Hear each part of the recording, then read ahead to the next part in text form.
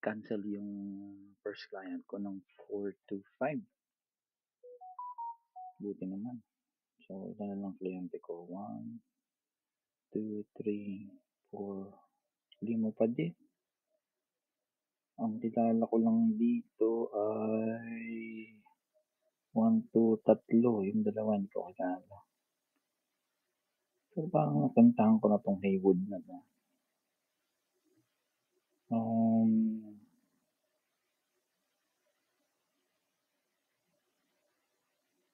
Ano ba to? Anyway, yeah. Yeah, I'm trying to think how to make this simple layer every day. Yung last video ko alam boss, okay na yun. Simple na yun eh. Pero mas may simple pa nakita ko dito. Anyway, diba sabi ko nung nakaraan hindi to kailangan. Kailangan pala. Para lang makita mo yung range. Range lang. Yun lang yun. Ano may idea ka ng range nila. So, itong XRP sa day, ito yung range niya. Right? Anyway, ano ba? Pag review lang, pag kailangan, pag ang bias mo is up, ang target mo is, kunin mo yung target from high, right? From high to low. Then, ang target mo is mag-start sa 1.3. 1.3 to, yan ang target. Yan ang target mo, itong each level ng fibs. Kasi along the bias yan. Pero yung baseline mo, yung baseline mo, ang target mo sa baseline mo is from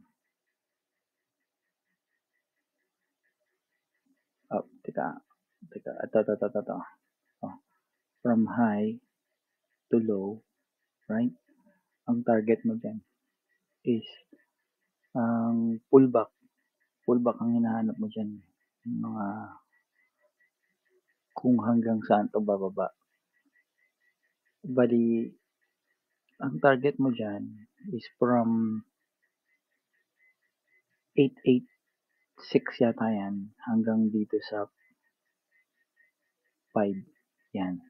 Yan ang area mo. So, pwede mong hatiin yan sa dalawa. Pwede mong gawing ito.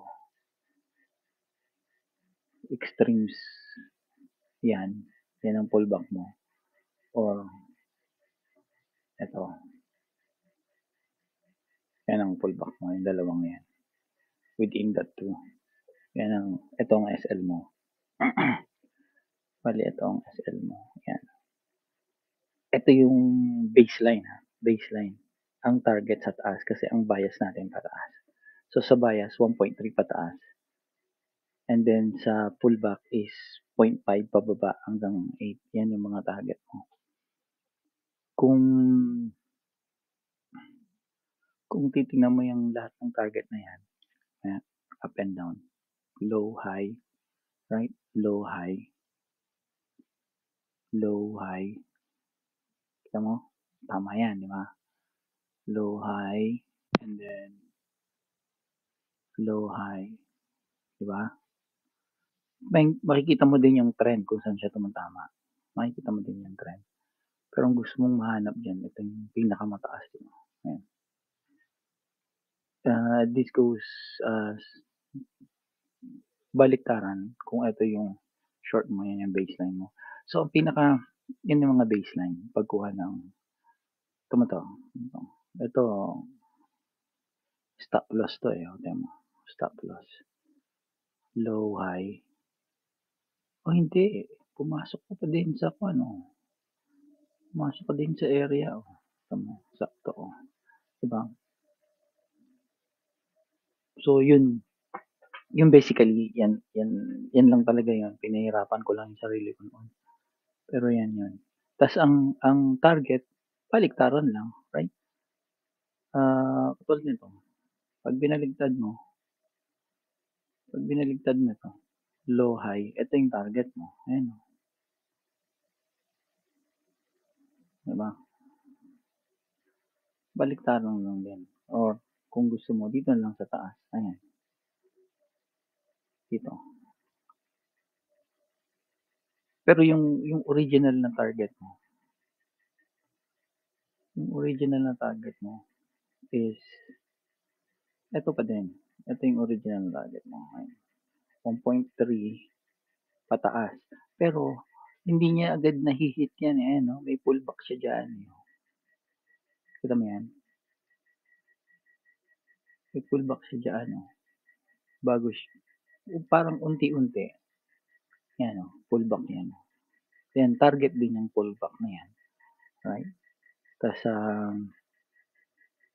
pero eventually, mahihit niya yan.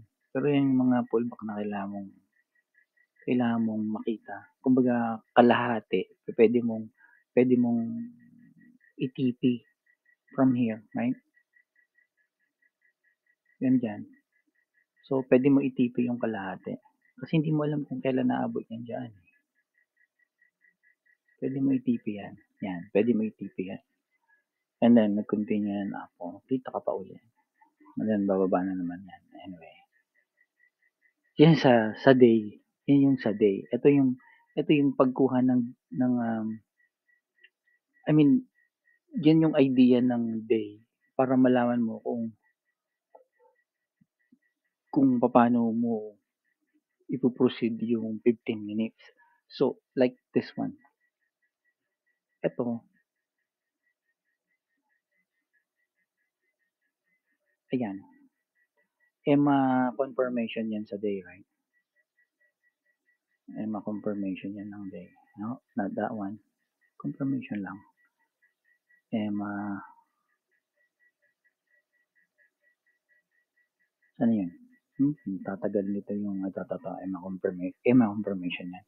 So, let's just say, nagkaroon ka ng confirmation dyan sa day ng EMA. Right?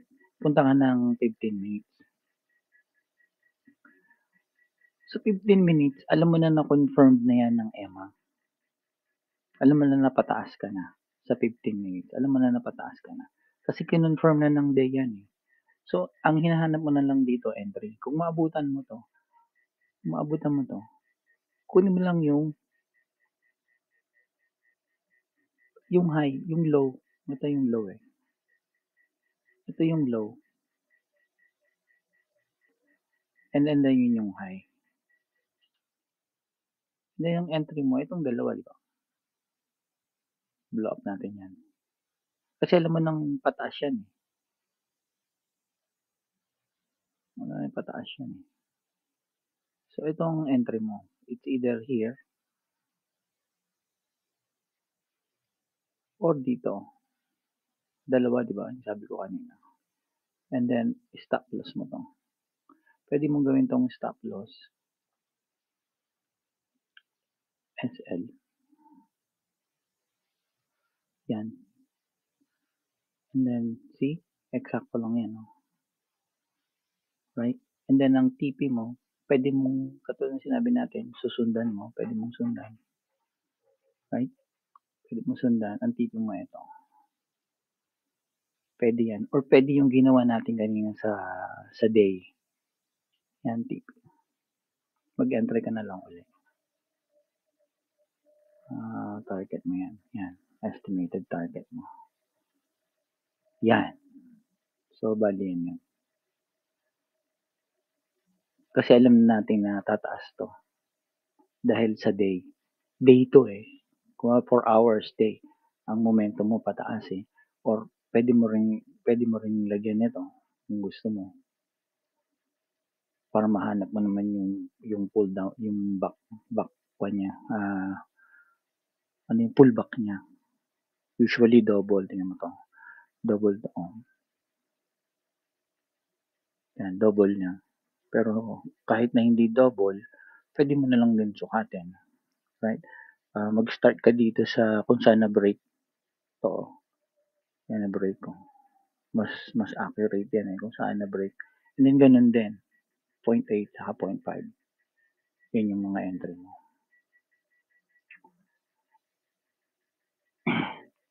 So, ito ang stop loss mo, entry, ito ang entry mo. Right? Ito yung baseline entry mo.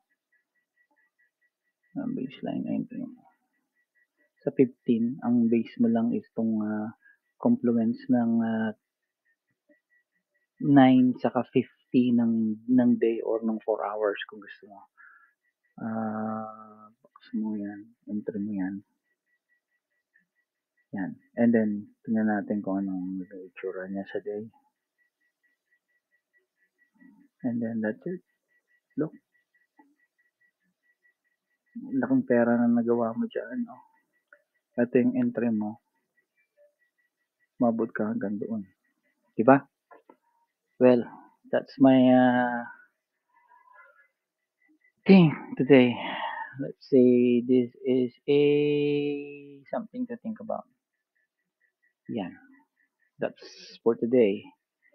April 11 at 4:17 p.m. dahil yung isang client ko ay nag-cancel. Thank you. Bye-bye.